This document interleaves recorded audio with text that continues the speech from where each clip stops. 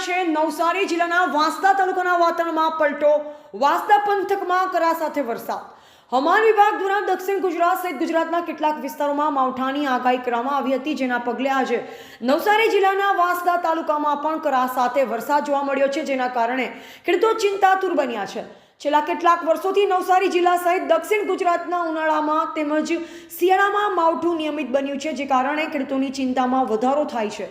આ વર્ષે નવસારી જિલ્લામાં કેરીનો પાક ઓછો પ્રમાણમાં જોવા મળી રહ્યો છે, તેવામાં માર્કેટમાં કેરીનો જથ્થો ઓછા પ્રમાણમાં આવી રહ્યો છે। હજી આંબા પર અપરિપક્વ કેરી લટકી રહી છે, તેવામાં માવઠું આંબા તેમજ શાકભાજી પકવતા ખેડૂતોનો ખેલ બગાડી શકે છે। વાંસદા તાલુકાના કેટલાક ગામડાઓમાં કરા સાથે વરસાદ જોવા મળ્યો।